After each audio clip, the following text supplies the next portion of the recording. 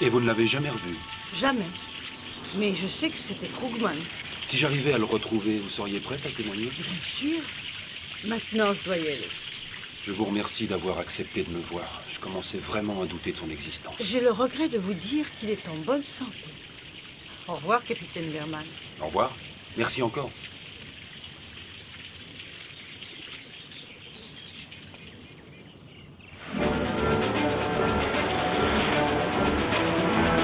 Attention!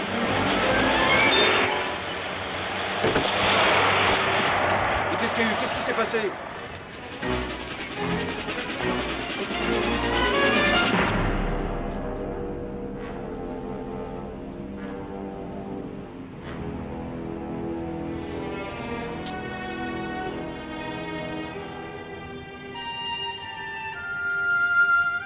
Tu n'as pas écouté un mot de tout ce que je t'ai dit. Tu m'as parlé de Cleveland? Tu penses encore à ce Krugman, c'est ça? Oui, c'est un peu ça. Écoute, David, je sais à quel point tu veux retrouver cet homme, et c'est même toi qui as demandé à pouvoir être muté en France. Je sais aussi qu'il a fait du mal à ta famille.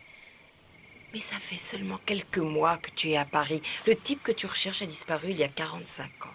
Oh, tu n'espérais pas que ce serait facile, non? Non, c'est sûr. En plus, rien ne nous dit que l'information de Washington est fiable à 100%. Non, Krugman est encore vivant, il est ici, quelque part, dans Paris. Et ça me vient d'un ami qui travaille à l'OSI. T'es gentil, mais pour moi, l'OSI, c'est du chinois. C'est un bureau qui mène ce genre d'enquête et ceux qui traquent les nazis sont aux États-Unis. Enfin, en tout cas, cette Madame Ramsey était une survivante de Medanek et elle a vu Krugman il y a à peu près une semaine. C'est quoi exactement Medanek? Un camp comme à Auschwitz? En moins grand. Mais c'est ça, aussi affreux. Enfin, quand même, elle a très bien pu se tromper. Ça n'était peut-être pas lui. Alors pourquoi est-ce qu'on l'aurait tué?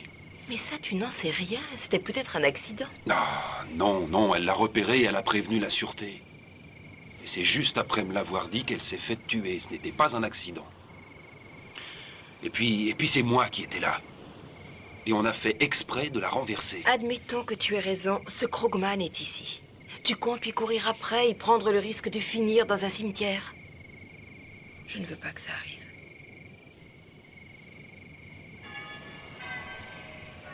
Elle a vu son père et sa mère. C'était mes grands-parents.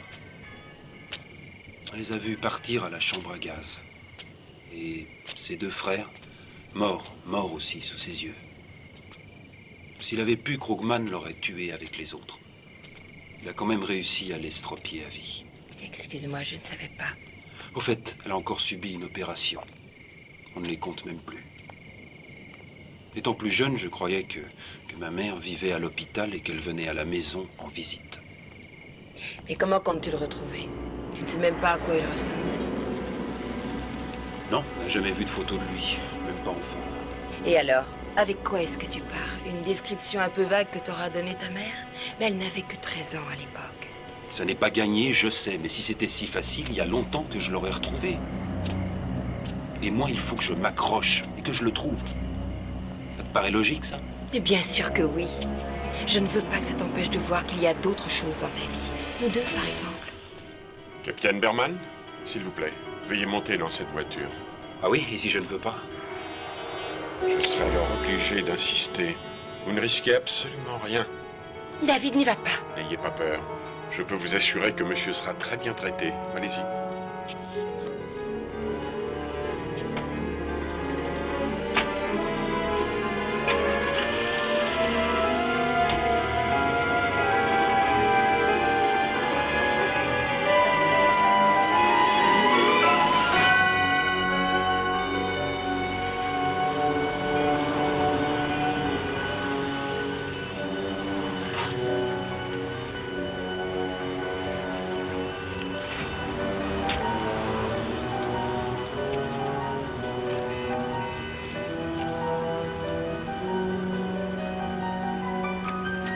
À quoi ça rime et que me voulez-vous? Je vous prie d'abord d'excuser cette mise en scène un peu trop dramatique, mais nous sommes obligés parfois de prendre certaines précautions. Et ce nous, ça représente qui? Aucune importance pour l'instant. Vous devez savoir, capitaine, que tout comme vous, nous sommes depuis des années à la recherche de Krugman. Et nous sommes certains à ce jour qu'il est à Paris. Où est-il? Il se fait appeler Altman, Félix Altman. un riche homme d'affaires. Si vous êtes sûr que c'est lui, qu'attendez-vous pour le dire à la police? C'est un criminel de guerre. Nous ne pouvons pas aller voir la police sans avoir de preuves. Nous n'avons que des rumeurs et une photo de lui assez peu convaincante. Vous avez une photo? Nous pensions aussi avoir un témoin oculaire, le même que vous, Elsa Ramsey. Attendez, si vous et vos employeurs, si vous êtes sûr que c'est Krugman, pourquoi est-ce que vous ne cherchez pas un autre survivant de Medanek pour vous aider? Vous savez quelle était la principale fonction de ce camp, capitaine? Un camp de la mort. Les nazis ne faisaient pas les choses à moitié. C'est pourquoi nous avons besoin de vous, capitaine Berman. Moi? Nous prenons nos renseignements à la sûreté.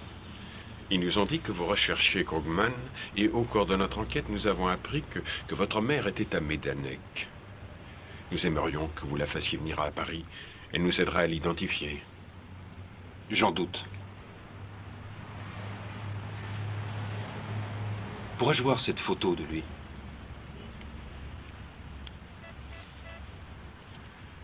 Un cliché intéressant. Mais il y a des chances pour qu'il ait changé en 45 ans. Et nous avons besoin du témoignage de votre mère. Où puis-je voir cet homme? Vous ne le verrez pas chez lui, ni à son bureau. Il ne reçoit aucune visite. Cependant, il fréquente un centre de remise en forme tous les jeudis matins. Il y passe quelques heures. Où exactement? Ça s'appelle l'eau de Dieu, à côté de Barbizon. J'irai demain. Vous avez une voiture? J'en emprunterai une. Comment je vous contacterai? C'est nous qui vous joindrons. Allez-y à présent. La jeune femme doit être inquiète.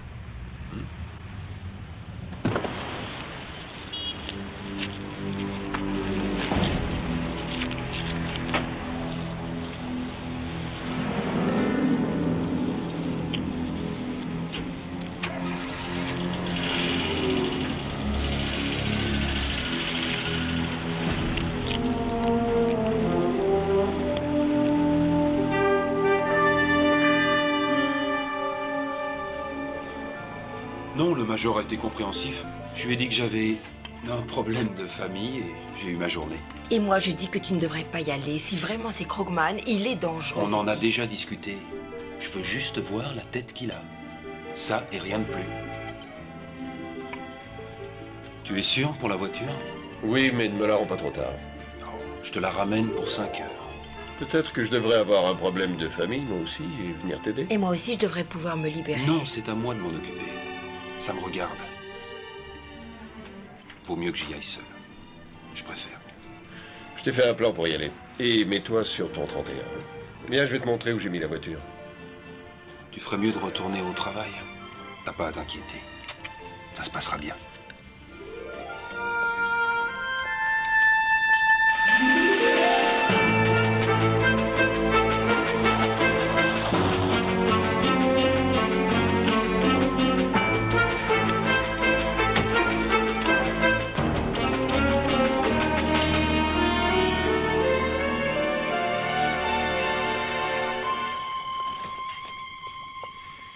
Monsieur Rondeau, oui, le 26, donc, de 15h30 à 17h30. Bah, c'est parfait. Qu'est-ce que c'est? Bonjour. Bonjour, monsieur. J'ai un message pour monsieur Félix Altman. Alors, vous voyez cette porte, vous descendez les escaliers et vous trouverez monsieur Altman au numéro 8.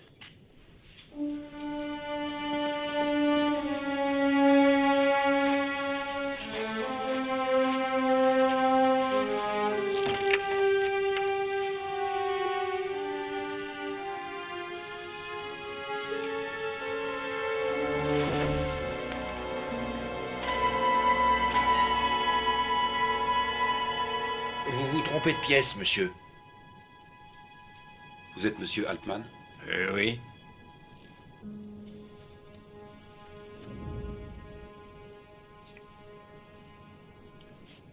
Eh, mon garçon, qu'est-ce que vous faites ici? Qu'est-ce que vous voulez?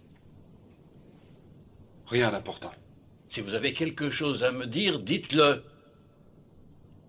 Je n'ai rien à vous dire. Moi, je crois que si.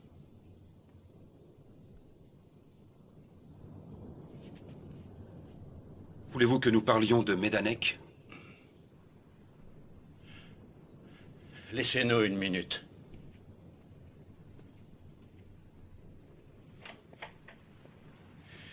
Qui êtes-vous? Comment êtes-vous ici? Aucun intérêt. Je pense que c'est important. La chose importante, Herr Krugman, Krugman, c'est ce que vous avez fait mais au camp quoi de êtes-vous Medanek. en train de parler? Vous savez très bien de quoi je parle. Je m'appelle Altman. Félix Altman. Ne mentez pas, je vous en prie. J'ai une photo de vous. Vous êtes Dieter Krugman. Mais non, mais vous êtes fou!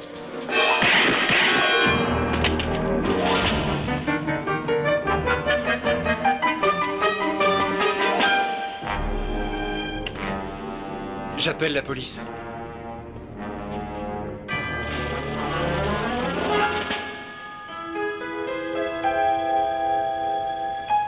Ça fait plus de 3 ans, Perry. Depuis l'enterrement de Stan. Je sais, Hélène, et j'en suis désolé. J'ai été absent trop longtemps. Arrête. Tu n'as pas à t'excuser. Nous sommes de trop vieux amis pour ça. Et soyons honnêtes, je ne t'ai pas appelé, moi non plus. Ça n'excuse pas mon silence. Stan et moi, nous étions si proches l'un de l'autre. Il disait que sans toi, il n'aurait pas terminé ses études. Non, en vérité, il avait toujours les meilleures notes. Et toi, comment vas-tu? Je tiens la forme. Je devrais même sortir d'ici quelques jours. Toujours la même chose, hein? Aujourd'hui, c'est ma hanche. Ma jambe ne l'a pas beaucoup aidé. Dis-moi, Hélène, pourquoi m'as-tu appelé? Tu n'as pas oublié notre fils David? Mais non, je ne l'ai pas oublié. Eh bien, aujourd'hui, il est capitaine dans les Marines, attaché à l'ambassade américaine à Paris. Ça aurait pu être pire. Il est sur le point d'être jugé pour meurtre. Explique. On l'accuse d'avoir tué Dieter Krugman. L'ancien nazi? Le SS de Medanek, hein? L'homme qui t'a fait ça.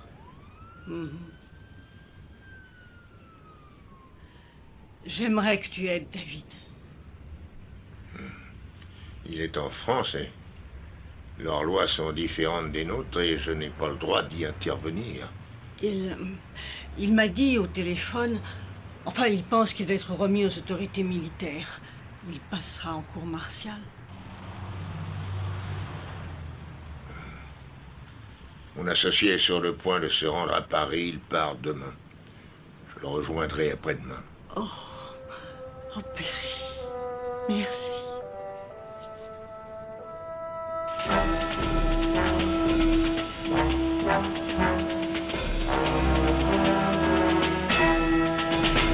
Pourquoi y êtes-vous allé? Quelle était votre intention? Après toutes ces années, il fallait que je voie son visage et je devais m'assurer que c'était bien lui. Et c'était bien Dieter Krugman. Sa femme l'a confirmé à la presse. En tout cas, il ressemble au gars de la photo. C'est drôle, je m'attendais à voir une espèce de monstre et j'ai vu un vieillard presque émouvant.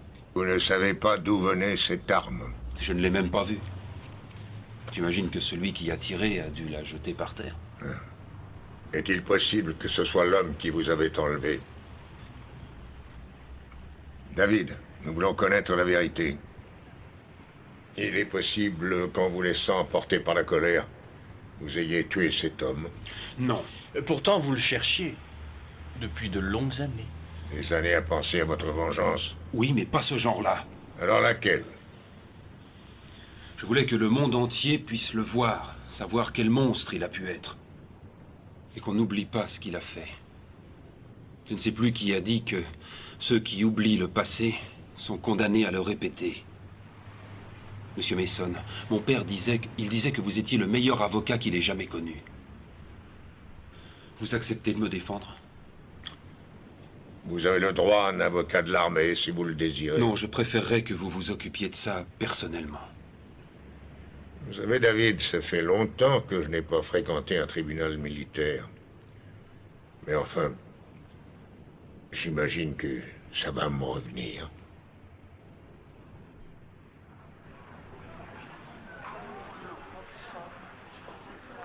Monsieur Mason?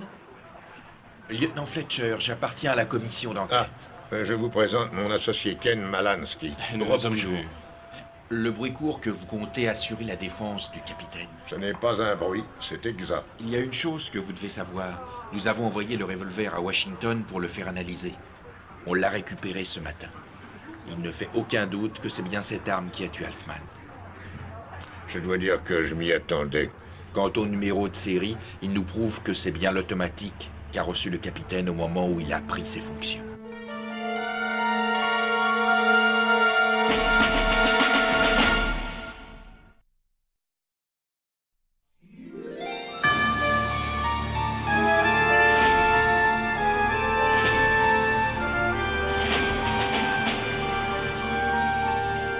Il va de soi, Monsieur Mason, que je ferai le maximum pour vous aider. Ce genre d'incident a de fâcheuses répercussions sur toute notre charge consulaire, même s'il n'implique qu'un seul de nos militaires. Vous faites allusion à Moscou. Oui, c'est ça. Et puisque nous en parlons, je dois vous dire que j'ai déjà été interrogé par le lieutenant Fletcher. J'ai été obligé de lui dire la stricte vérité. Bien. En fait, il était notoire dans le sein de notre ambassade que le capitaine Berman avait cette obsession, on peut le dire, de retrouver Krugman. Monsieur l'ambassadeur, merci. Appelez Monsieur Mitchell, je vais peut-être pouvoir vous aider. Ah, Monsieur Mitchell, venez, je vous prie. Je tiens à vous présenter Perry Mason et Monsieur Ken Malansky qui vont défendre le capitaine Berman devant la cour. Kurt Mitchell s'occupe de nos compatriotes en difficulté. Enchanté. Très heureux. Monsieur Mitchell est un très bon ami du capitaine. Et je vous le prête pendant votre séjour. Il devrait pouvoir vous être très utile dans vos démarches. Vous maîtrisez l'allemand, je crois, Kurt. Oh, je me débrouille, ça peut dépanner dans un restaurant. Et ça peut accessoirement aider pour la paperasse. Bien, étant donné que Della n'a pas pu nous accompagner, Kurt va la remplacer. Della, j'espère que vous supporterez le changement. Je crois que nous pourrons nous adapter. Mais effectivement, vous pouvez nous aider, Monsieur Mitchell. Oh, appelez-moi Kurt. Entendu.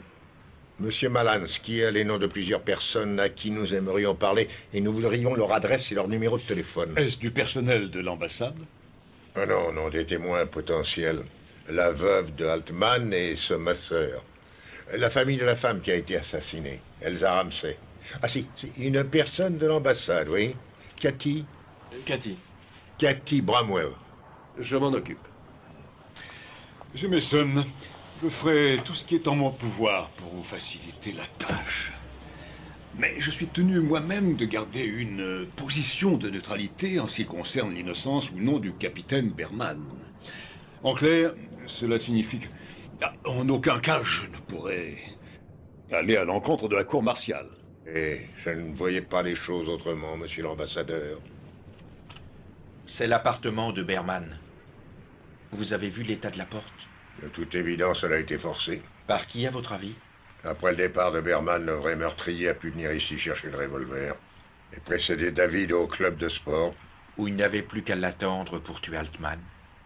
Ou Krugman, si on préfère, pendant que Berman était avec lui. C'est juste. Mais le capitaine a pu forcer sa porte lui-même et nous faire croire que les choses se sont passées de cette manière. Oui, c'est encore juste. Après tout, il se doutait bien que son revolver nous mènerait jusqu'à lui. Et pourquoi se compliquer ainsi? Il aurait pu en acheter un autre. Étant étranger, il aurait eu du mal à s'en procurer un. Et puis, il devait faire vite. Si l'on en croit ce qu'il dit, il n'a su où se trouvait Krugman que la veille au soir. J'ai bien peur que ça ne vous fasse pas beaucoup avancer. Le but de David était de traîner Krugman en justice, pas de le tuer. Oui, mais la justice française ne devait pas plaire au capitaine. Comme vous le savez, ils n'ont plus la peine de mort. Alors, est-ce que tout va bien? Pas vraiment. J'ai réuni les adresses et les téléphones que vous vouliez avoir. Merci. J'aurais encore besoin d'une chose. Il me faudrait une copie du code militaire. J'en ai fait envoyer une à votre hôtel. Lieutenant, merci pour votre coopération.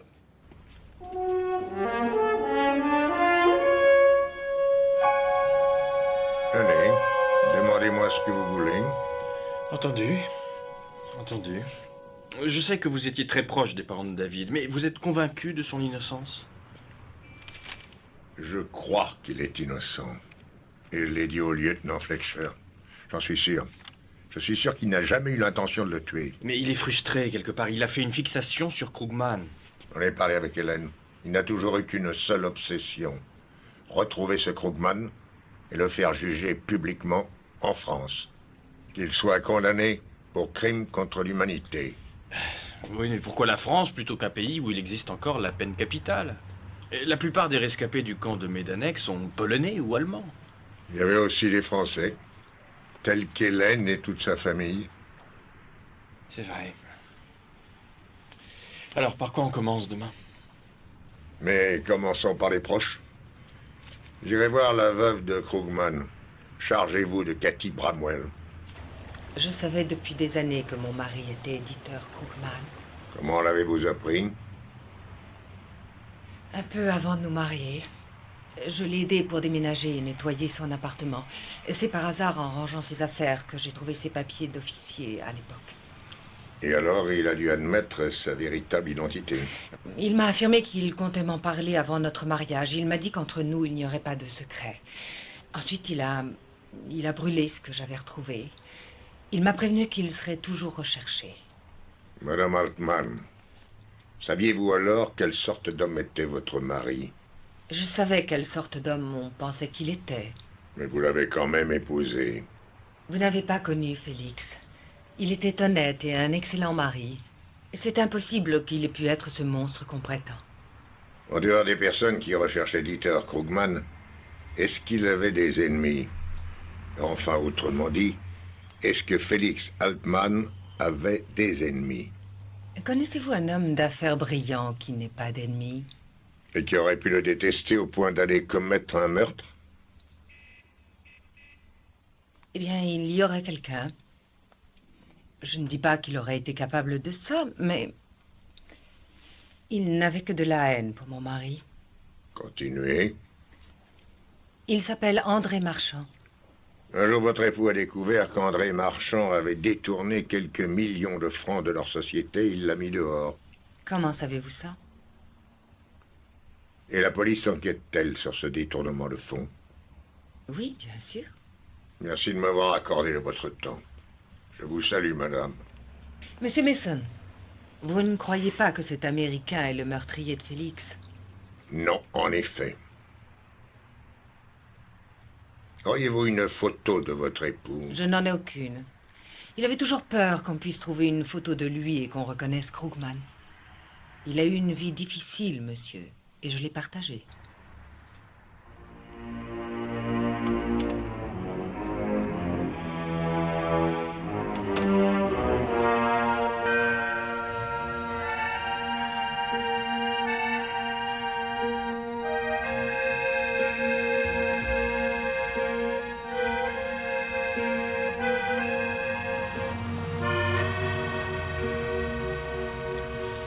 J'en vois tous les jours à New York.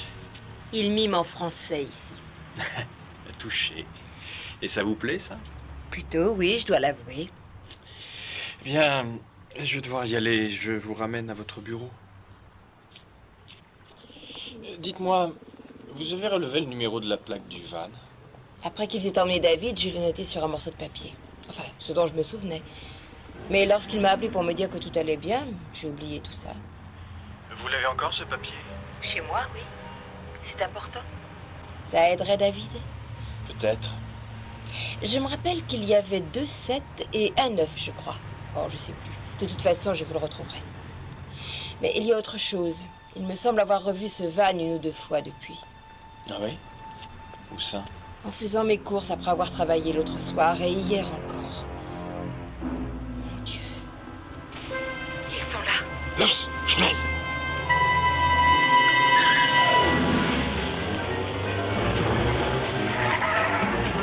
Les clés, vite!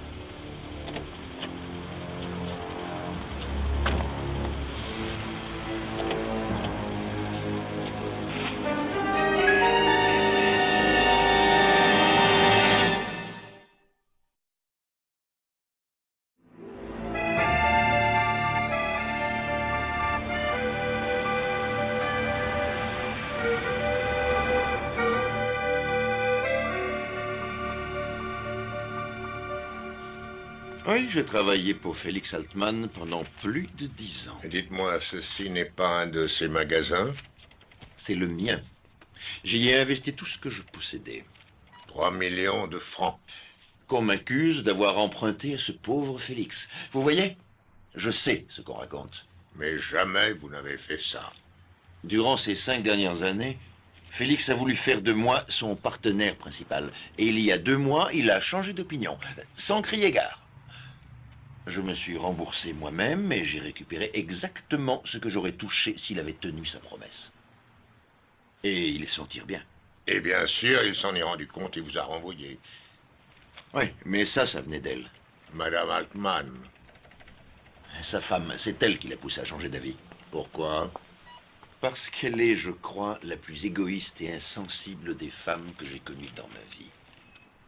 Et je ne serais pas surpris d'apprendre qu'elle puisse être quelque part responsable de la mort de son mari. Elle vous renvoie le compliment. Voyez-vous, ça ne me surprend pas. Vous savez d'où elle vient? Oh, je sais qu'elle a commencé comme danseuse aux Folies Bergères, qu'elle était bien plus jeune que son mari. Lorsqu'elle est devenue un petit peu trop vieille pour apparaître en tenue d'Ève sur une scène, elle a conduit le vieil homme jusqu'au mariage. Mais pourquoi aurait-elle voulu sa mort? Récemment, leur société a accusé des pertes assez importantes. Alors, elle a supplié son mari de tout vendre, histoire de récupérer son précieux capital. Mais il a refusé. Et aujourd'hui, elle a tout pris en main et touché l'assurance. Je vois. Mais dites-moi, étiez-vous au courant que Félix Altman s'appelait en réalité Dieter Krugman? Non. Mais c'était un homme réservé. Il parlait peu. Quoi qu'il en soit, vous êtes accusé de détournement de fonds. Le tribunal comprendra vite en apprenant les faits réels. Oui. Il est certain qu'ils auront du mal à traiter ce dossier alors que le principal intéressé est au cimetière. Monsieur, je pense avoir répondu à toutes vos questions. Peut-être que oui. Peut-être que non.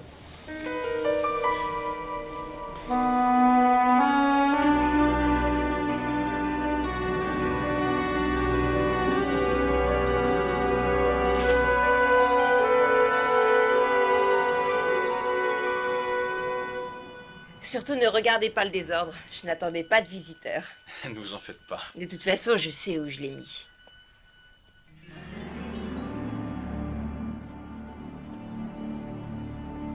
Oh non.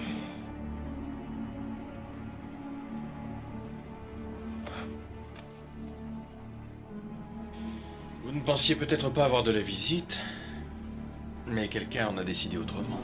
Disparu. Le numéro de la plaque. Ils l'ont trouvé.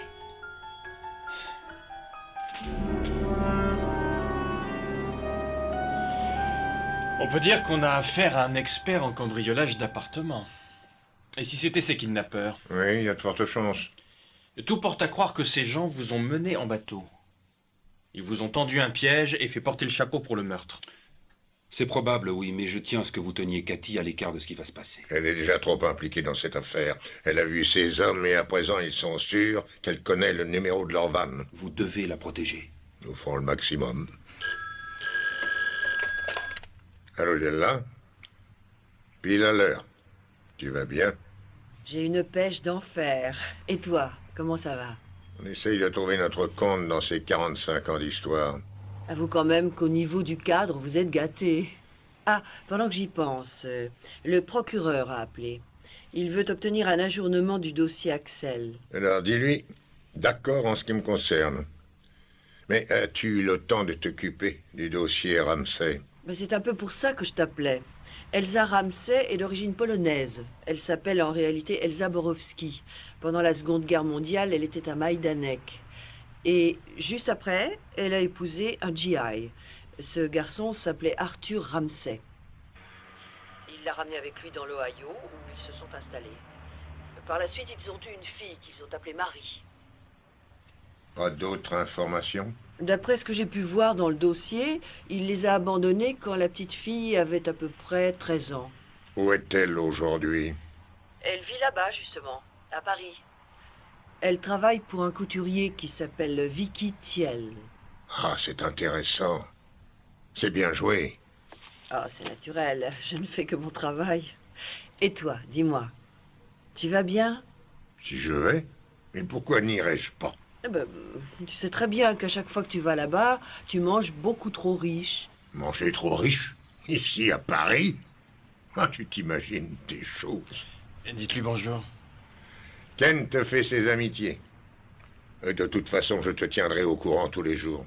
Et je te donnerai aussi mon taux de cholestérol. Vous n'êtes qu'un monstre, mon cher. Oui, un monstre. C'est un peu vrai. Au revoir, Della. J'aimerais que vous alliez voir une jeune femme qui s'appelle Marie Ramsay, la fille d'Elsa Ramsay. Elle travaille pour un couturier, Vicky Thiel. Voyez si elle sait quelque chose qui pourrait lier le meurtre de Dieter Krugman avec celui de sa mère. Attendez, je ne voudrais pas insister, mais je m'inquiète beaucoup pour Cathy. Si ces gens la suivent tout le temps, elle risque... Rassurez-vous, David. On peut jouer à deux à ce jeu. Et n'hésitez pas, surtout. Merci. À bientôt, alors. Au revoir.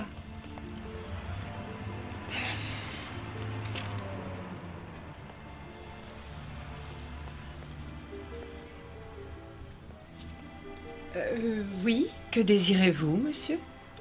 Est-ce que je pourrais vous parler? Vous voulez apprendre à nouer une cravate? Ce genre de choses, ça coûte combien? Oh, 60 000 francs. Bon, et ça fait bien 10 000 $, ça? Plutôt 11. Vous êtes Marie Ramsay? Mhm. Je peux vous poser quelques questions? À quel sujet? Sujet de votre mère. Je n'y tiens pas. Je n'aime pas les gens qui me prennent pour une idiote. Je suis désolé, c'est la première fois que je vois une robe comme celle-ci, ça m'a vraiment intéressé. Oui, mais ça n'est pas pour ça que vous êtes ici. Que lui voulez-vous à ma mère? Expliquez-moi ça. Écoutez, je suis avocat aux États-Unis, je travaille avec un homme de loi, Monsieur Mason. Nous représentons David Berman. C'est le Marines que l'on accuse d'avoir tué Dieter Krugman. Vous ne croyez pas que c'est lui? Pas du tout. Alors je suis venu. J'aimerais bien une explication. D'accord. Nous cherchons un lien entre la mort de votre mère et celle de Krugman. Il a tué ma mère. Pourquoi dites-vous ça? Ça ne peut être que lui. Ma mère n'avait aucun ennemi dans le monde à part cet homme. Et votre mère a cru le reconnaître un jour dans la rue. C'était Krugman. Elle est allée à la sûreté, mais ils lui ont dit qu'il n'y avait rien à faire. Mais Berman a commencé son enquête peu de temps après et il nous a contactés. Comment était-il au courant? C'est un petit peu délicat. Mais lorsque votre père, après qu'il nous ait laissés. Pourquoi vous êtes installé ici et pas en Pologne?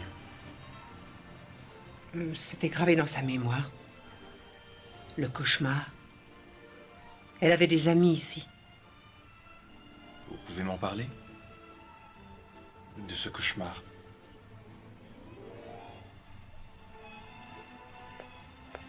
Je suis en retard, il faut que j'aille à notre défilé. Allons-y ensemble, j'ai tout mon temps.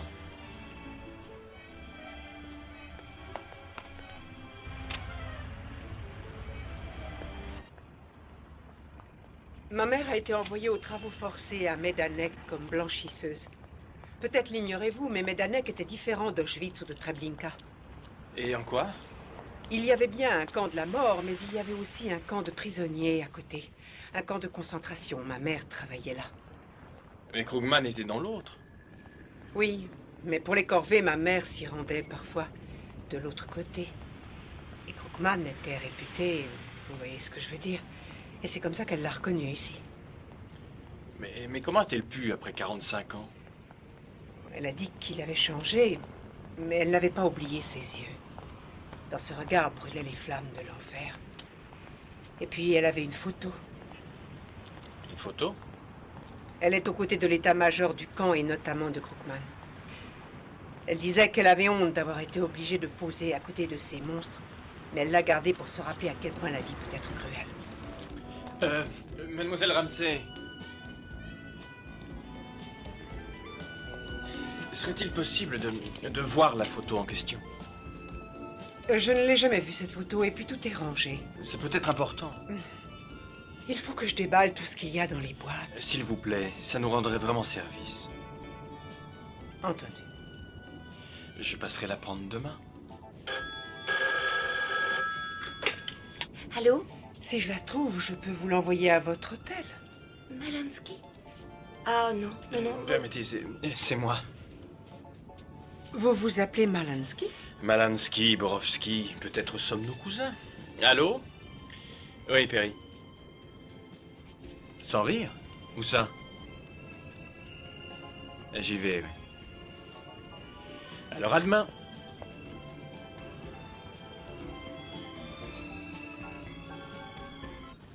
Vous devez avoir une certaine influence sur l'ambassadeur pour m'avoir obtenu ce jour de congé. J'admets qu'il s'est montré coopératif. Vous savez, je suis heureuse que vous puissiez défendre David. Ah, si seulement je pouvais l'aider un peu. Pour ça, il faudrait que je me souvienne de ce stupide numéro. Ce n'est peut-être pas si gênant. Mais si ça l'est. Quoi qu'on soit, c'est loin. Assez loin. Êtes-vous certaine de pouvoir reconnaître les kidnappeurs si vous les revoyez? Oh que oui. Ça n'a pas duré très longtemps, mais lui, je ne l'ai pas oublié. Regardez. C'est lui. Allez, donnez-moi les clés. Non. Vous avez vu, là, la police?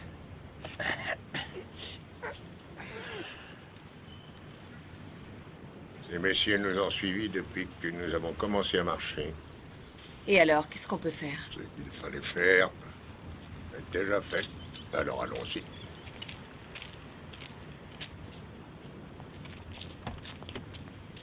C'est lui. C'est l'homme qui a enlevé David. Que voulez-vous? Qui êtes-vous? Pour qui travaillez-vous? Je ne vous dirai rien. Ah non. Peut-être préférez-vous aller le dire aux policiers qui sont là. Vous leur expliquerez la raison de ce kidnapping et du meurtre. Nous n'avons tué personne. Ken, dites à ces messieurs que nous avons quelqu'un à leur présenter. J'y vais. Non. Attendez. Qu'est-ce que vous voulez? Je veux savoir qui vous êtes. Et ce que vous cherchez. Je veux savoir pour qui vous travaillez. Ça va prendre un peu de temps. Vous avez 5 minutes.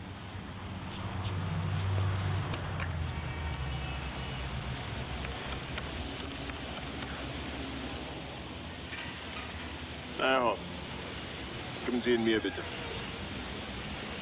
Ich bin hier mit David Bermans Rechtsanwalt. Droht Ihnen mit der Polizei, wenn er Sie nichts sprechen darf. Als Soldat. Trouvez-vous au Trocadéro à 7h moins le quart. Une voiture passera vous prendre. Vous serez seul. Vous allez me donner une pièce d'identité, un passeport, un permis de conduire. Vous le rendrez ce soir.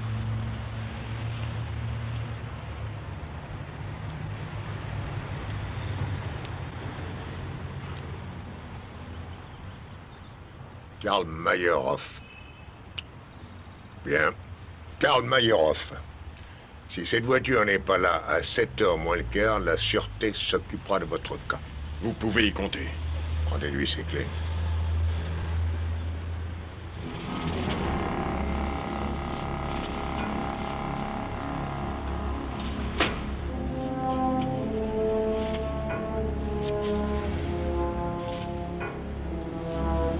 C'est louche. Vous prenez un risque. Je pense qu'avant de classer cette affaire, vous et moi, nous devons prendre des risques.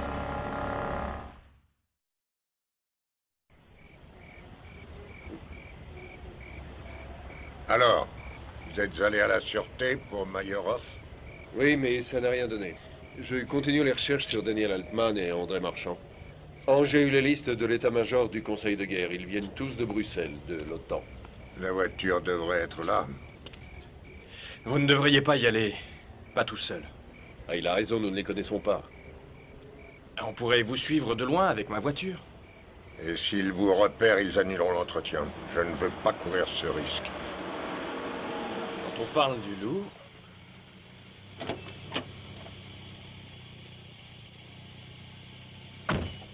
Vous avez un stylo? Je vous note le numéro que Meyerhoff a composé sur son téléphone tout à l'heure. Si je ne suis pas rentré d'ici 2 heures, communiquez-le à la sûreté. Je dois vous amener seul, les ordres sont formels. Mes amis sont venus juste me dire au revoir.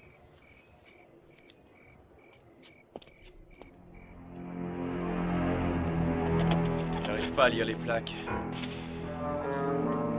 J'espère qu'il sait ce qu'il fait. En général, oui, mais ce soir... J'ignore.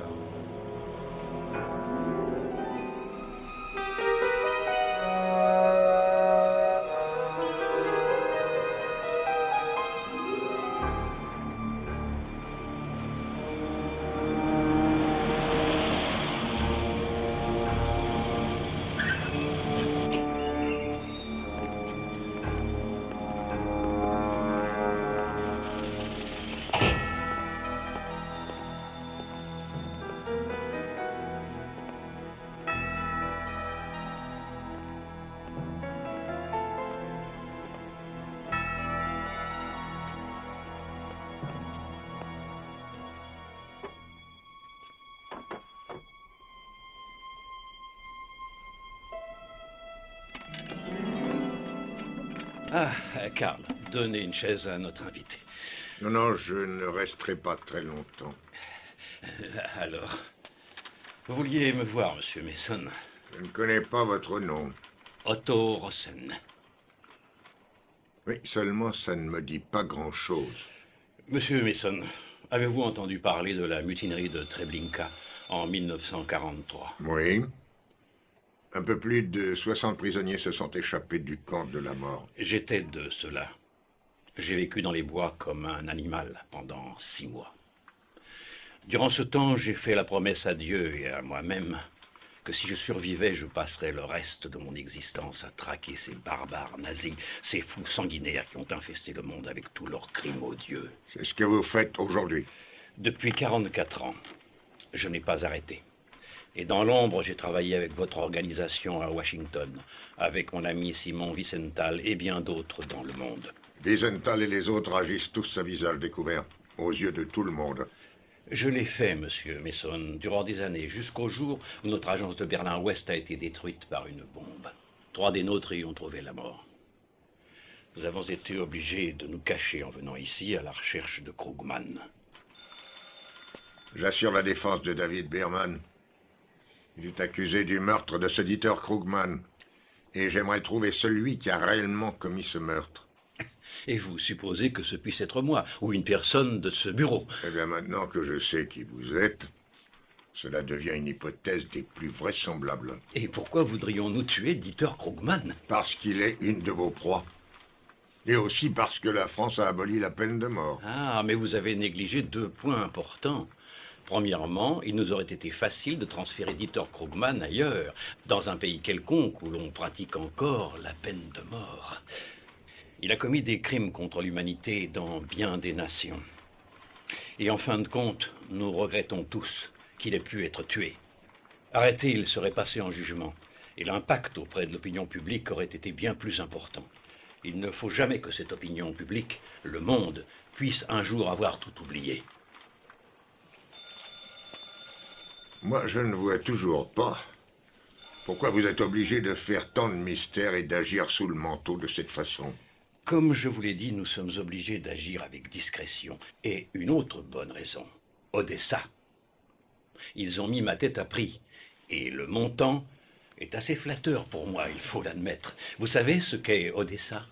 Un réseau d'anciens nazis et de fanatiques d'extrême droite. Certaines personnes affirment qu'Odessa ne serait qu'une fiction, mais ce monstre est une chose bien réelle et qui a des tentacules un peu partout. Et tous ces mystères auxquels vous faisiez allusion sont nécessaires pour préserver notre sécurité. J'aimerais voir la photo de Krugman que vous avez montrée au capitaine Berman. Je m'en doutais. Karl, pour la plupart de ces bouchers, ça n'a pas été difficile de changer d'identité juste après la guerre.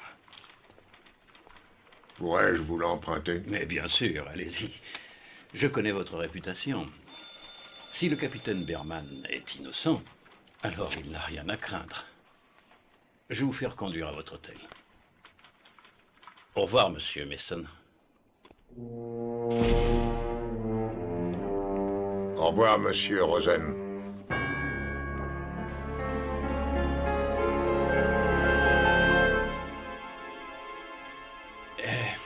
Bonjour. Bonjour.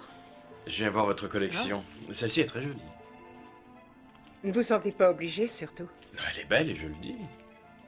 Dites aussi que vous êtes venu pour ça.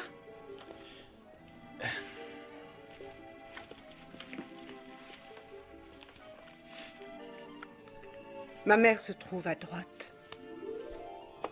Lequel est Krugman? Elle ne me l'a jamais dit et elle n'en parlait pas. Trop douloureux pour elle. Gardez-la le temps que vous voudrez, seulement je tiens à la récupérer. Est-ce que vous seriez libre à dîner ce soir? Ne vous forcez pas. Pas du tout, je ne me force pas. Seulement, depuis que je suis ici, j'ai l'impression d'être égaré. Et je rêve de passer une soirée avec une compatriote. Et surtout si elle est aussi jolie. Je doute que ce soit une excellente idée. Et puis, je ne suis pas américaine. J'ai passé plus de temps ici qu'aux États-Unis et je me considère comme française. Et alors, mettez ça sur le compte des relations franco-américaines. Il y a eu des antécédents. Songez à Gene Kelly et Leslie Caron. Eh bien, d'accord pour le dîner. Mais vous ne sortirez pas les violons. J'essaierai. À tout à l'heure.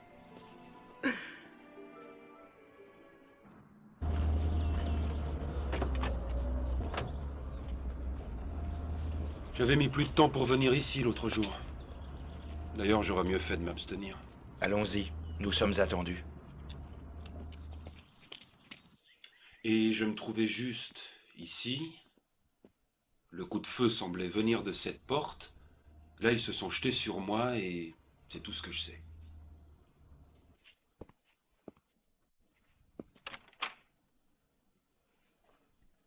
Donc, le meurtrier a pu la battre depuis cette porte et s'échapper ensuite. Et ceux qui sont entrés ici après le coup de feu sont forcément entrés par là. Qu'y a-t-il dans la pièce derrière? Il y a du matériel. Est-ce qu'elle communique avec l'extérieur? Oui. C'est une hypothèse, monsieur Mason, mais ça ne pèsera pas lourd devant le tribunal.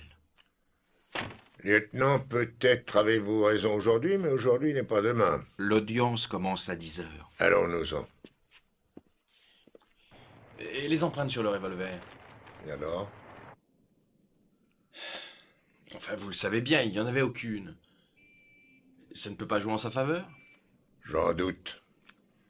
Il pourrait nous demander comment cet odieux calculateur a effacé avec précaution ses empreintes du revolver, alors que sa victime était étendue à ses pieds. Enfin, on ne va pas aller très loin à ce rythme-là. Si ce n'est pas David, alors c'est qui? Je vous le demande. Daniel Altman? La cupidité? C'est possible. Vérifiez cette histoire de police d'assurance. Je devrais avoir des infos sur elle dans la matinée. André Marchand? Encore une possibilité. Renseignez-vous à la sûreté. Essayez d'avoir avec eux son emploi du temps le jour du meurtre. D'accord. Bon, à ce propos, j'aurai peut-être du nouveau. Mon informateur enquête sur Marchand. Peut-être Mayerhoff ou encore Otto Rosen? Non, vous êtes d'accord, on peut les rayer de la liste. Qui d'autre? Aucune idée. Nous ne le connaissons peut-être pas encore. Pourquoi pas un ancien de Medanek? Il y aurait encore une autre possibilité. Qui ça? Comparez donc cette photo avec celle que vous a prêtée Marie Ramsey. C'est celle de Rosen? Oui.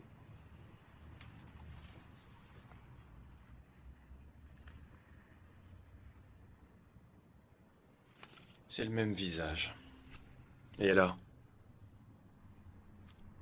Elsa Ramsey avait reconnu Krugman un jour dans la rue et c'est pour cette raison qu'on l'a tué. Et alors, quel est votre autre suspect? Imaginez qu'on assassine votre mère. Vous n'auriez pas envie de tuer celui qui a fait ça? Dites-moi, Ken, où en est votre dîner de ce soir? Perry. Elle n'a pas pu l'avoir tué. Sans doute que non. Mais quand vous lui rendrez cette photo, étudiez la question. Comme vous voulez. Mais je la vois vraiment mal impliquée là-dedans. Oui, moi aussi. N'oubliez pas que la première audience a lieu à 10 heures. 10 heures demain matin. Messieurs, puis-je vous aider? Nous voudrions voir Madame Altman. Je suis désolée, Madame Altman est en conférence et je ne peux absolument pas la Ken, déranger. arrangez-vous pour Mais- obtenir un rendez-vous. Oui, je m'en occupe. Monsieur, s'il vous plaît. Vous ne pouvez pas entrer. Pourtant, c'est très facile, et puis je sais où je vais. Je suis déjà venu. Notre ami André Marchand. Ça tombe bien que vous soyez là tous les deux, ça m'évitera une visite. Qu'est-ce que vous voulez? Avoir une petite conversation avec vous deux. Ça ne nous intéresse pas. Mais moi, si. La sûreté n'a trouvé aucune trace d'une plainte contre André Marchand pour détournement de fonds. Je soupçonne qu'il n'y en a jamais eu. Vous feriez mieux de partir. Que s'est-il passé lorsque votre mari a découvert que vous et monsieur André Marchand aviez une liaison? Vous ne savez pas de quoi vous parlez. Il l'a renvoyé et vous a menacé de divorcer. Si vous ne partez pas, j'appelle la sécurité. Il avait trop peur qu'on apprenne qu'il ait pu être trompé de cette manière, alors il a inventé toute cette histoire de détournement de fonds. Et après sa mort, vous avez continué ce petit jeu-là dans votre intérêt. Lorsque nous nous sommes vus, vous n'avez pas hésité à vous accuser l'un et l'autre, chacun à votre tour. Difficile dans ces conditions d'imaginer que vous puissiez être amants. Pourquoi aurions-nous fait ça? Personne n'aurait imaginé que vous puissiez avoir un motif de tuer votre mari. Quel aurait été ce motif? Le faire disparaître avant le divorce. De cette façon, vous héritiez ce qui restait et vous pouviez aussi toucher la prime d'assurance. De quoi vivre tous les deux à l'abri du besoin. Mensonge et baliverne. André, s'il te plaît, reste tranquille. Monsieur Mason, une partie de ce que vous avez dit est vrai. Nous nous aimons, oui. Mais nous n'avons rien à voir avec la mort de mon mari, je vous le jure. Et vous serez amené à le faire devant la cour martiale qui va s'ouvrir dans une demi-heure. À plus tard.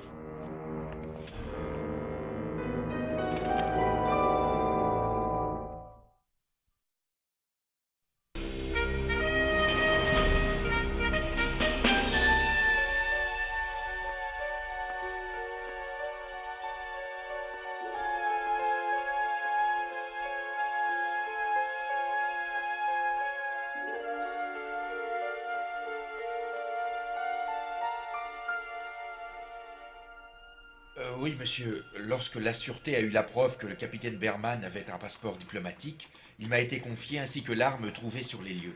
Et vous avez envoyé cette arme à Washington? C'est exact, à l'état-major, avec la balle qui a été extraite de la victime. Une fois au ministère de la Défense, ils ont fait l'objet de recherches en balistique. Et Et s'il ensuite... vous plaît, monsieur le président, la défense est prête à accepter le fait que le revolver trouvé sur les lieux du crime est la même arme qui a servi à tuer la victime. Merci, maître. Dans ce cas, je n'ai pas d'autres questions à poser au lieutenant. Aucune question. Merci, lieutenant Fletcher. Vous pouvez disposer. Le témoin suivant, je vous prie. Le sergent-chef Frederick Hansen. Le numéro de série du 9 mm automatique que le lieutenant Fletcher m'a montré correspond à... Enfin, c'est le numéro de série de l'arme que j'ai délivré au capitaine Berman le 6 août de cette année. Le jour où il a pris ses fonctions ici à l'ambassade, vous êtes sûr? Je note tout avec soin, monsieur.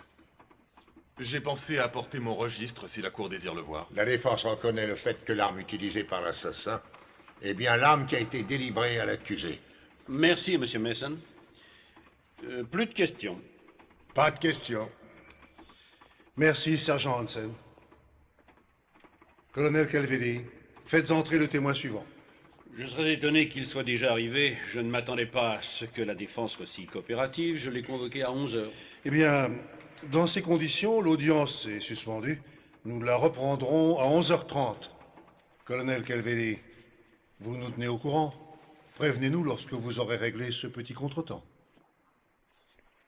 Oui, bien sûr. C'est bon, ça?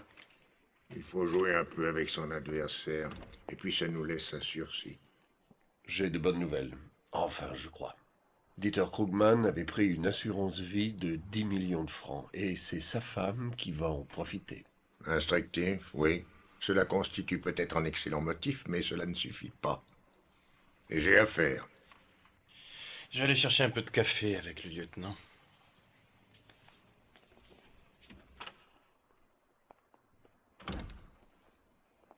Ah, monsieur l'ambassadeur, asseyez-vous.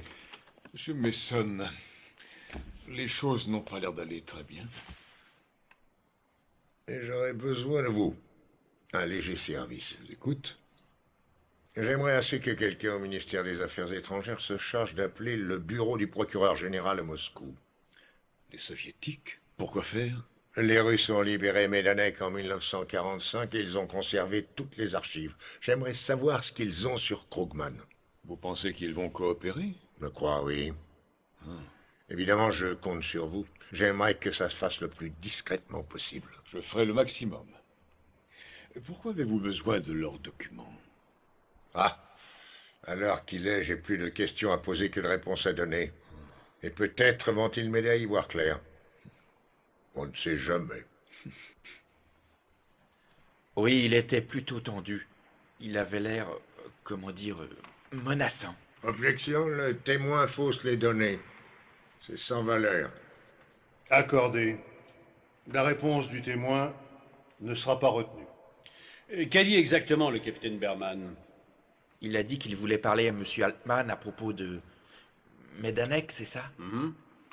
Je les ai laissés à ce moment-là, mais de l'autre côté de la porte, je les entendais encore. Le ton était élevé. Et que s'est-il passé? Avec Didier, Didier est le réceptionniste. On a entendu tirer. On s'est précipité dans la pièce. On a vu l'Américain devant le corps de M. Altman. Vous avez vu l'arme? Oui, l'arme était par terre, à côté du corps. Et cet Américain que vous avez vu, est-ce qu'il est ici, dans cette salle d'audience? Oui, c'est lui qui est assis là. Il vient de désigner le capitaine Berman. Je n'ai pas d'autres questions. Monsieur Darieux, pourriez-vous nous dire s'il y a une autre porte dans cette pièce? Une autre que celle qui conduit dans le hall d'entrée? Oui, elle donne dans une pièce de stockage. Et dans cette pièce, il y a une porte qui donne sur l'extérieur? Oui. Dans ce cas, il est tout à fait possible qu'une autre personne ait pu se dissimuler à cet endroit, tirer sur M. Altman et s'échapper sans avoir été vu. C'est possible, j'imagine. Mais en tout cas, je n'ai vu personne. Merci, Monsieur Darieux. Mes collègues non plus, d'ailleurs. Cette remarque ne doit pas être prise en compte. La Cour ne tiendra aucun compte des remarques personnelles du témoin. Ça ne se présente pas très bien, mais on a encore de la ressource. Alors après le procès, vous rentrez aux États-Unis? J'en sais rien. Pourquoi? Depuis le temps que vous êtes ici, vous devriez prendre quelques jours de repos. Ah oui, mais quand? Des tas de dossiers m'attendent au bureau. Et vous? Quoi, moi? Est-ce que vous reviendrez? Et qu'est-ce que je pourrais y faire? Bah, venir à Paris était une idée de votre mère et... Enfin... vous comprenez? Non, je vous l'ai dit, je me sens chez moi ici. Je sais pas, moi. Imaginez que vous soyez séduite par un Américain comme moi.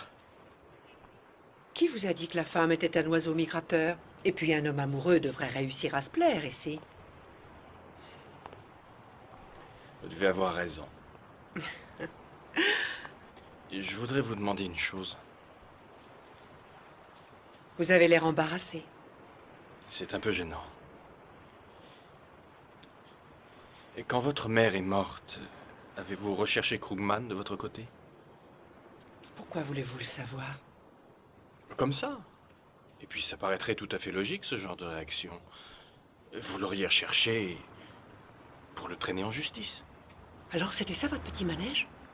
Vous ne pensiez qu'à m'interroger et m'accuser d'avoir commis un meurtre?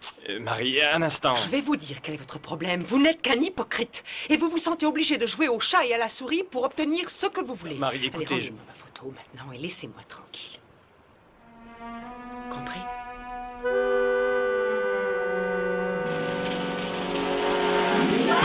Arrêtez-le!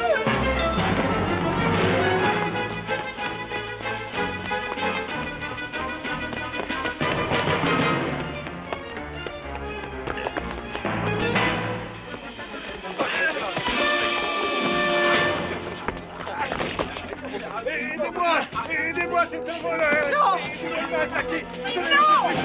Non! Laissez-le tranquille! Lâchez-moi! Laissez l'autre, le voleur, ça suffit!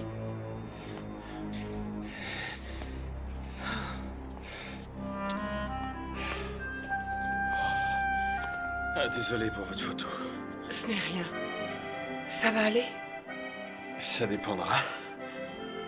dépendra de quoi? Si je peux vous revoir un jour ou non? Ici ou en Amérique? Ici, pour l'instant.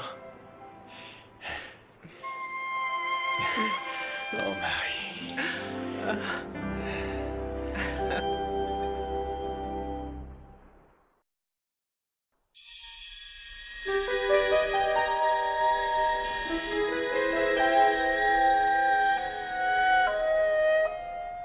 Je ne vois vraiment pas pourquoi quelqu'un tient tant à récupérer cette photographie. Ne regrettez rien.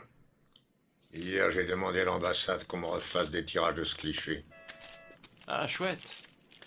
J'en donnerai un à Marie.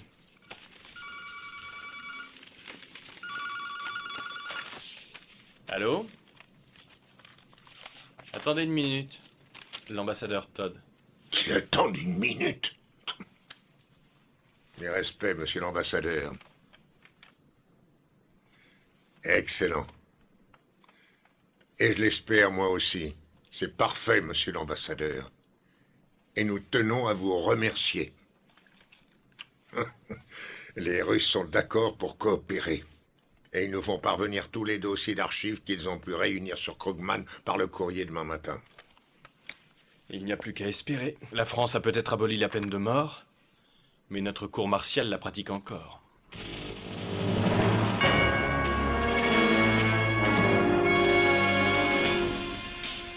Non. Non, je ne sais pas si c'était une obsession. Comment appelleriez-vous cela? Objection. La façon dont elle appellerait ceci est hors de propos. Accordé. Néanmoins, il a demandé à être muté à Paris. Plusieurs fois, il s'est renseigné sur Krugman auprès de la Sûreté, et il a même rencontré une femme qui disait être capable de l'identifier. Vous conviendrez qu'il y avait bien plus chez lui que de la simple curiosité. Objection. Le témoin interrogé n'est pas psychiatre. Accordé. Mademoiselle, est-il exact que l'accusé vous ait dit que l'important pour lui était de retrouver Dieter Krugman? Objection, c'est hors de propos. Et puis ce n'est qu'un on-dit. Non. Ça nous aiderait à comprendre ses motivations. Objection rejetée. Répondez à ma question, mademoiselle. C'est exact. C'est ce qu'il m'a dit. Pas d'autres questions. Mademoiselle Bramwell, j'aimerais savoir ce que David vous a dit. Vous a-t-il confié quels étaient ses projets le jour où il retrouverait Krugman? Objection. Objection, cette question est tendancieuse. Bon, monsieur le président, c'est pourtant le colonel Calvelli qui a tenu à ce que l'on aborde ce sujet avec le témoin. Objection rejetée. Le témoin répondra à la question. Il voulait un procès au grand jour. Que le monde entier n'oublie jamais ce que Krugman a fait. A-t-il fait allusion, une seule fois, rien qu'une fois, à la possibilité de le tuer lui-même? Non.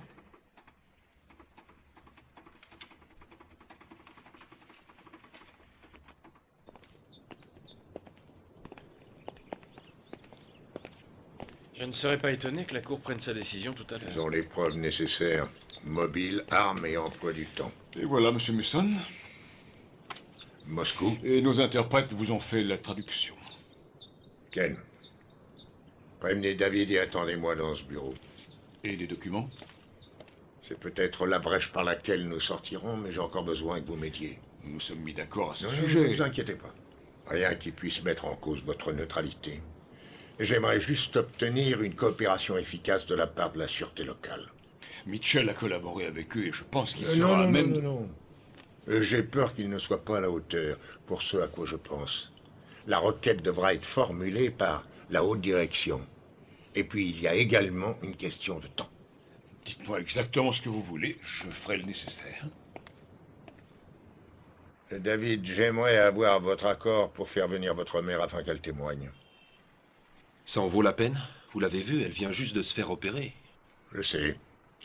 Et je peux vous garantir que nous ferons très attention à elle. En quoi sera-t-elle utile? Pour commencer, elle devrait pouvoir vous sauver la vie. Mais de quoi est-ce que vous parlez?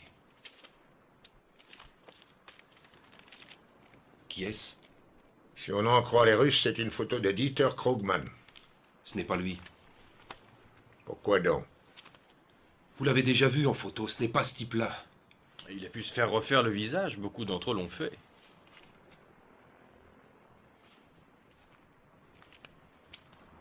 Alors celle-ci, c'est bien Krugman, oui? C'est lui. Les 2 photos sont celles d'un SS en uniforme. Pourquoi aurait-il subi une opération et changé de visage avant la fin de la guerre? D'accord, il n'aurait pas fait ça. Mais ça n'a pas de sens. Et j'ai besoin de votre mère ici pour expliquer ce mystère. C'est quelqu'un d'extrêmement fragile, vous le savez bien. Elle a survécu à Majdanek. D'accord.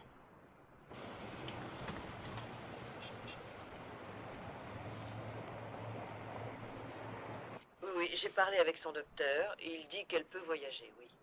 Mais de toute façon, je suis sûre que s'il avait dit non, elle serait quand même venue. Ça, c'est Hélène, sans aucun doute. Quand tu la reverras, dis-lui que Ken l'attendra à l'aéroport et qu'il la ramènera ici au Royal Monceau avec nous.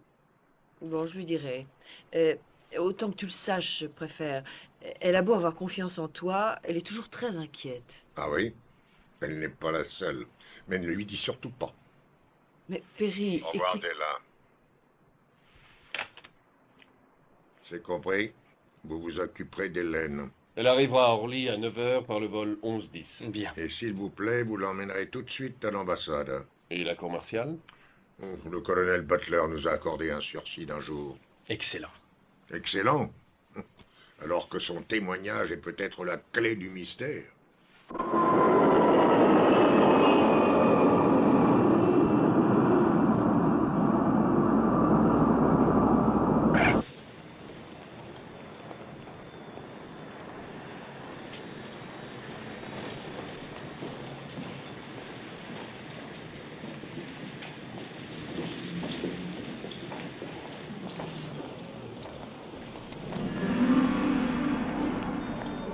C'est le moment.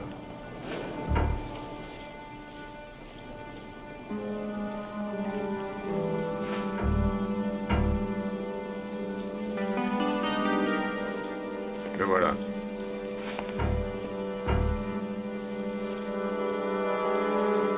Ne vous retournez pas. Vous allez venir avec moi. Mais qu'est-ce que vous croyez? Ce que vous avez dans votre dos est un pistolet et je m'en servirai si vous ne faites pas ce que je vous dis. Et maintenant, avancez. Vous attendez des amis, monsieur Meyerhoff? David, c'est bien cet homme? Oui, c'est lui. Monsieur, vous êtes en état d'arrestation. Suivez-moi. Donne ton arme. Monsieur Mason. À un moment, j'ai cru que ça ne marcherait pas. Et maintenant? Eh bien, nous allons laisser la justice suivre son cours. Nous pouvons rentrer à l'hôtel. Pourquoi à l'hôtel? Pourquoi faire? Hélène est bien arrivée il y a plus de 2 heures par le Concorde et Cathy est avec elle.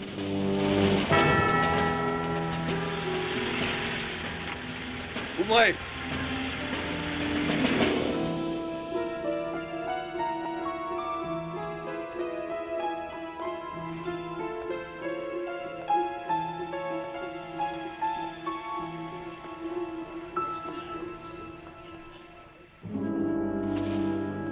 Depuis 3 jours, nous étions dans ce wagon. Mon père et ma mère, mes 2 frères et moi. Et par wagon, nous étions une 60aine de prisonniers. Nous n'avons pas eu à boire ni de nourriture. Et vous aviez quel âge? J'avais 15 ans. Mes frères avaient 13 et 17 ans. Continuez, je vous prie. Enfin, le 4e jour au matin, le voyage s'est terminé. À Majdanek. Ils nous ont fait descendre en nous bousculant. Alors j'ai vu mes parents dans la foule. Ils les ont regroupés avec d'autres personnes et les ont emmenés. Il n'y a pas eu d'au revoir. Plus tard, j'ai appris qu'on les avait emmenés directement à la chambre à gaz. Ensuite, avec mes 2 frères, et en compagnie des autres enfants de notre âge, nous avons été conduits dans une zone de détention provisoire. Mon frère Jean a vu un officier SS. Il s'est approché de cet Allemand. Il lui a demandé où nos parents venaient d'être emmenés. L'officier n'a pas répondu. Mais il s'est contenté de lever sa barre de fer et de frapper Jean qui était tombé par terre. En voyant ça, mon frère Alain s'est jeté sur l'officier et il s'est fait frapper à son tour.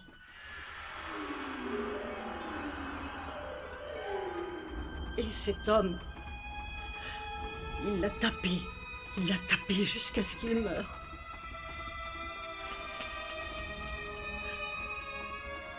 Pendant ce temps, Jean a réussi, il est parvenu à se relever.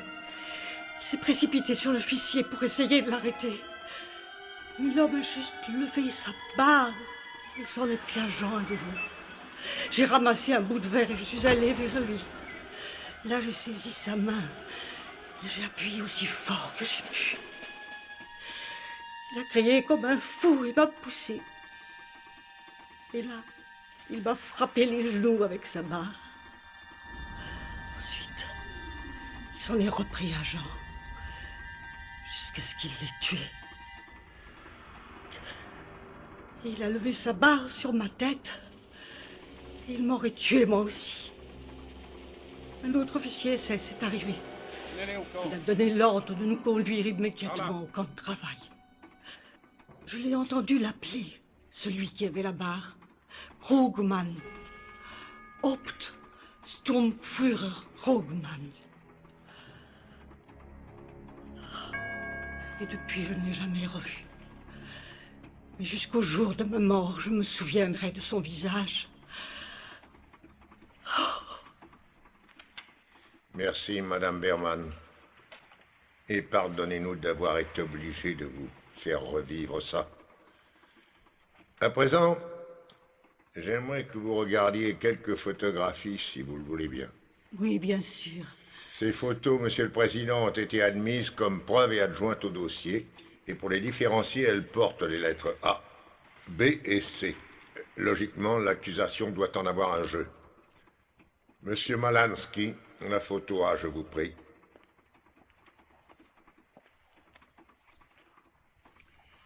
Madame Berman, reconnaissez-vous cet homme? Oui, c'est lui, je le reconnais. Seriez-vous capable de nous dire comment il s'appelle? Je n'en sais rien. C'est lui, c'est cet officier qui a commandé à Krugman de nous emmener. Oh, il n'a pas dû le faire exprès, mais il m'a sauvé la vie. Mais l'homme qui est sur cette photographie ne s'appelle pas Dieter Krugman? Non. La photo B, s'il vous plaît. À présent, retrouvez-vous cet homme sur cette autre photo. Oui, c'est lui à gauche. Cet homme était connu sous le nom de Altman, Madame Berman. Félix Altman. Mais il est là, lui aussi. Et qui est-ce? Krugman. Au milieu, là. Photo C, je vous prie, celle envoyée par les Russes. Et cet homme? Est-ce encore Dieter Krugman? C'est lui. Oui, c'est ce monstre. C'est Krugman.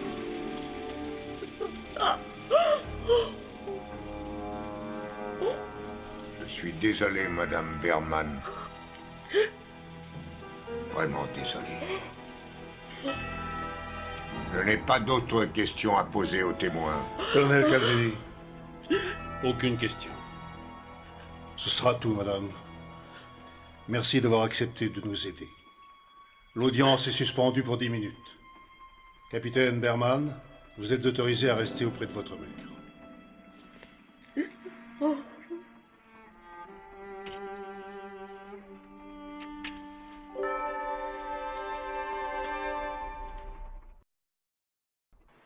Oui, la société de mon mari était en faillite.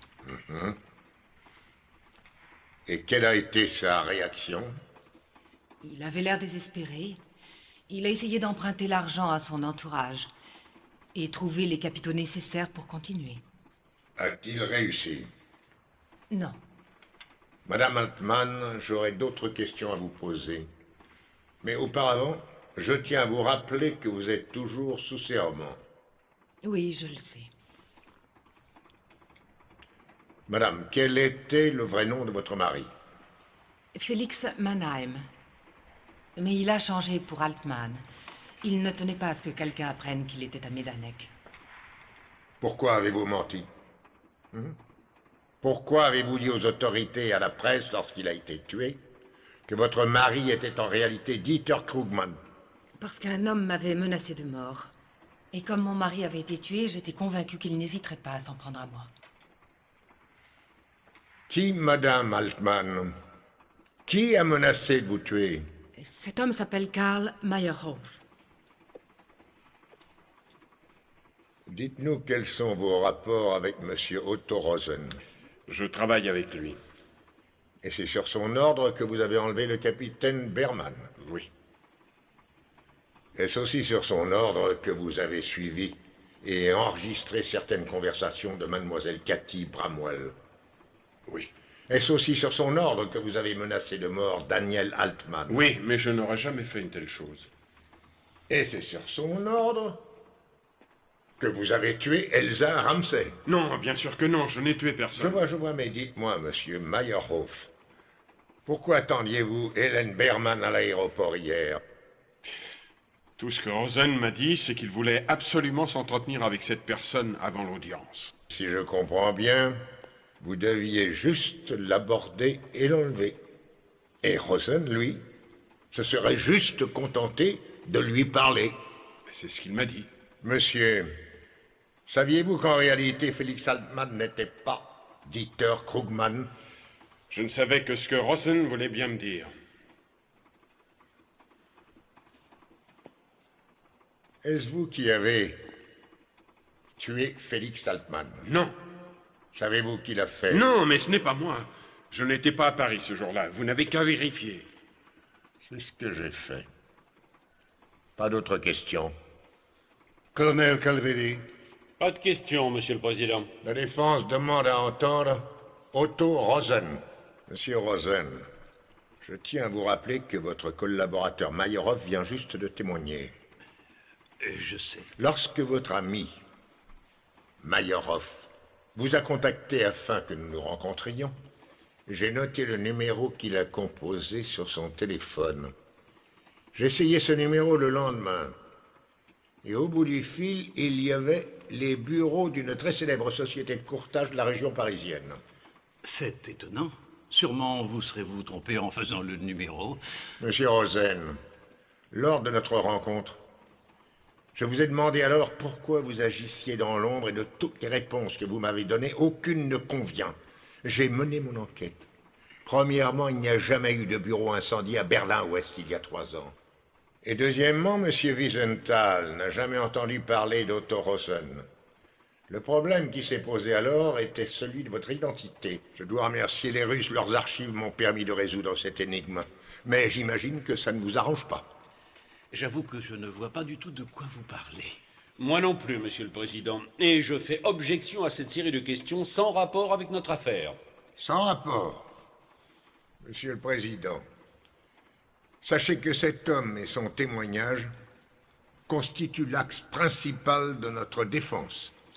Il est évident que la défense est basée sur des courants d'air et ne fournit aucune preuve. Monsieur le Président, il est évident que tout ceci ne prouve en rien la culpabilité ou l'innocence de l'accusé.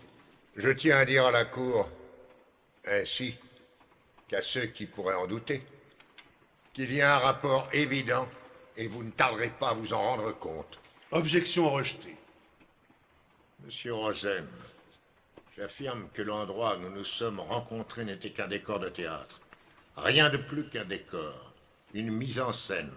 Vous avez essayé de me faire croire que vous étiez juif et chasseur de nazis.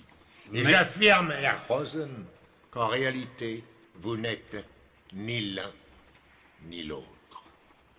Mais qu'est-ce que vous racontez? Je suis Otto Rosen, évidemment, et je traque les nazis depuis 45 ans. Et j'affirme, Herr Rosen, que vous vous appelez véritablement Krugman, Dieter Krugman. Dieter Krugman, mais c'est ridicule, je m'appelle Rosen. Monsieur le Président, je fais appel à l'indulgence de la Cour, et si vous le permettez, je voudrais continuer l'interrogatoire en présence d'un témoin, ou plutôt d'un expert, devrais-je dire, dans l'unique but de vous apporter la preuve de mes affirmations. Faites, Monsieur Mason. Monsieur Malansky. Otto Rosen. Dieter Krugman. J'affirme que c'est sur votre ordre qu'on a tué Félix Altmann et qu'on a menacé sa femme. C'est faux. Ce ne sont que des mensonges. Vous et Altmann, vous vous connaissiez. Chacun de vous savait que l'autre avait réussi dans les affaires et se trouvait à Paris. Et vous aviez l'esprit tranquille. Si l'un des deux devait trahir l'autre, ça l'amenait lui-même à se dénoncer. Malheureusement, ses affaires ont périclité et ça l'a plongé dans un profond désespoir. Et il est venu vous demander de l'argent. Vous lui prêtiez ce dont il avait besoin ou il révélait votre véritable identité. Pour Félix Altmann, c'était un suicide. Oui, c'est une théorie intéressante, monsieur Mason, mais il est dommage que vous n'ayez aucune preuve pour étayer votre hypothèse. Je tiens à attirer l'attention de la Cour sur la pièce à conviction numéro 3 fournie par l'Union soviétique. Vous pouvez y lire une description de Dieter Krugman. Il est clairement spécifié que cet homme a une cicatrice sur le dessus de sa main droite. À présent, monsieur Rosen, j'aimerais que vous montriez à la Cour votre main droite. Vous n'avez aucun ordre à me donner. Je vous rappelle que je suis citoyen français. Allez, montrez à la Cour votre main droite.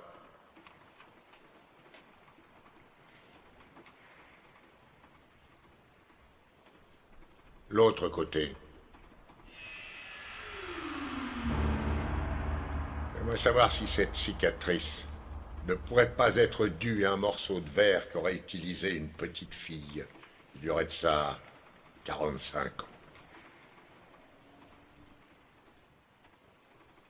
À présent, veuillez s'il vous plaît enlever vos lunettes.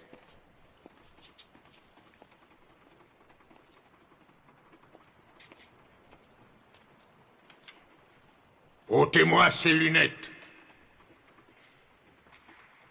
Madame Berman, reconnaissez-vous cet homme? Oui. Les yeux d'un démon. Krugman. Je n'ai pas d'autres questions à poser aux témoins. Pas de questions, Monsieur le Président. Puisque la Cour en a fini avec le témoin, je suggère à la Sûreté de le placer en garde à vue.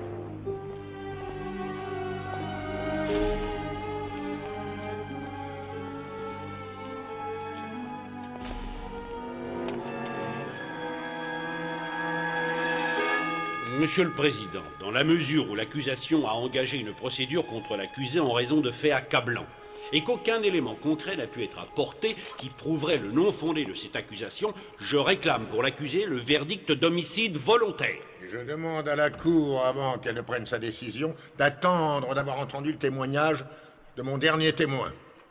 Monsieur le Président, la défense a depuis le début adopté une tactique dilatoire et nous a fait subir le supplice de Tantale en nous faisant assister à un défilé de témoins mystérieux, sans qu'aucun d'entre eux n'ait pu en quoi que ce soit nous faire douter de notre conviction concernant l'accusé. Monsieur le Président, cette affaire est bien plus compliquée que ça et le colonel Calvelli ne semble pas le comprendre. En tout cas, elle est plus compliquée que nous ne pourrions l'imaginer. La charge qui pèse contre l'accusé est grave, très grave. Et devant un tel enjeu, j'attends de la Cour qu'elle nous laisse la possibilité de prouver son innocence. Monsieur Mason, le colonel Calvelli veut aller un peu vite peut-être, mais son point de vue est justifié. Toutefois, si la défense possède des éléments importants qu'elle tient à nous présenter, qu'elle le fasse. Entendu. Appelez votre témoin. Est-il vrai, monsieur Mitchell, que si l'ambassadeur Todd vous a confié la mission de nous aider, monsieur Malansky et moi-même, c'est parce que c'est vous qui l'aviez demandé, c'était votre initiative. Oui, et c'est normal, David est un grand ami. Et vous? Êtes-vous un grand ami de David? Je vous demande pardon. Je ne pourrai pas vous pardonner. Il y a beaucoup de choses dans cette affaire qui m'ont laissé perplexe. En l'occurrence, comment est-ce que Mayerhoff savait que l'accusé irait dîner à l'extérieur le soir où il l'a enlevé? Et celui qui a volé la photo de M. Malansky, comment savait-il qu'il devait la rendre à Marie Ramsay précisément ce jour-là. Quant au meurtrier d'Elsa Ramsay, comment savait-il qu'un jour, dans la rue, elle avait reconnu Krugman? Si l'on en croit sa fille, elle n'en avait parlé qu'aux gens de la sûreté et à l'accusé. Et tout d'un coup, j'ai trouvé toutes les réponses. Vous, oui, vous, l'unique personne qui étiez au courant pour tous ces détails, parce qu'étant l'ami de David, vous étiez dans la confidence. Il ne me restait plus qu'à m'assurer que je ne m'étais pas trompé. Je vous ai laissé régler les détails pour le voyage de Madame Berman. Et Meyerhoff était au rendez-vous, attendant Hélène à l'aéroport au bon endroit, à l'heure exacte. Là, vous affabulez complètement. Je n'ai rien à voir avec Krugman, Rosen, ou peu importe comment il s'appelle. Et depuis quand êtes-vous à Paris, monsieur Mitchell? Ça fait 11 ans, pourquoi? 11 ans. Reconnaissez-vous ceci? On dirait une nappe en papier. Et dessus? C'est bien votre écriture, n'est-ce pas? Je l'imagine, oui. Vous imaginez? Est-ce votre écriture sur cette nappe, oui ou non? Oui. Ce sont les indications que vous avez données à l'accusé le jour où il est allé voir Félix Altman au club de remise en forme. Et alors? Alors, vous vivez à Paris depuis 11 ans, et malgré cela, vous donnez à votre ami un itinéraire où il perdra au moins 20 minutes en détours inutiles. Là, vous faites erreur. Erreur. Je fais erreur, monsieur Mitchell. Je me suis peut-être trompé, oui. Vous ne vous êtes pas trompé. Vous avez rallongé la route du capitaine Berman pour vous donner le temps de passer à son appartement, voler son arme, le devancer au club et attendre le moment propice pour tuer Félix Altman. Dites-moi, pourquoi aurais-je été tué, Altman? Monsieur Mitchell, sur votre dossier personnel, vous êtes enregistré comme étant le fils de Willem et Gisela Mitchell, mariés dans le Milwaukee en 1956. Gisela, nom de jeune fille, Krauss, émigrée aux États-Unis en 1954. Mais sur votre dossier, il apparaît que vous avez 37 ans. Il semble donc évident, en comparant ces dates, que vous n'êtes pas le fils de Willem Mitchell, mais l'enfant que Gisela Krauss aurait eu lors d'un précédent mariage. La défense tient à communiquer à la Cour, comme preuve de ce qu'elle avance, la photocopie d'un extrait de naissance obtenu auprès du gouvernement ouest-allemand. Il a été dressé pour la naissance d'un certain Kurt Johann Krugman, fils de Gisela Krauss Krugman et de Hans Krugman. Cela signifie, monsieur Mitchell, que vous êtes bien le neveu de Dieter Krugman, et aussi un membre de l'Odessa. Non, c'est faux, vous m'entendez, c'est faux. Vous appartenez au groupe Odessa. Oui. Je suis bien un Krugman, et je suis bien un membre du groupe Odessa. Et vous allez mourir. Vous allez tous mourir. Arrêtez-le. À vos ordres. Je demanderai à la Cour l'acquittement immédiat de l'accusé. Requête accordée. L'accusé est libre. Pas vous.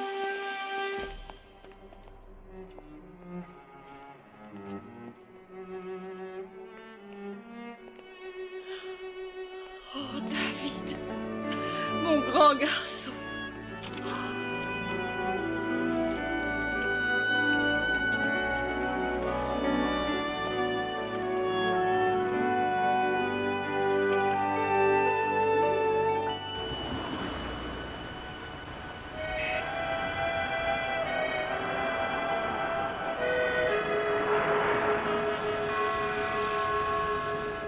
Croyez-moi, je suis désolé de vous obliger à rester quelques jours, mais il y a de la paperasse à remplir. Non, pas de problème. Vous êtes prête? Mes bagages sont déjà dans le taxi. Je passe devant. Oui. Et attendez, vous partez? Le travail. Quand faut y aller, faut y aller. Oui, mais... Et moi? Quoi, qu'est-ce que je fais, moi? Oh, bien vous passerez me voir quand vous serez à Paris. Marie, si vous vous imaginez que vous allez partir sans m'embrasser pour me dire au revoir...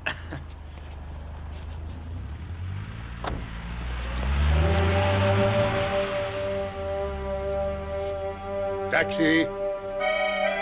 Taxi! Oh, Paris, c'est une blonde. Paris, uniforme.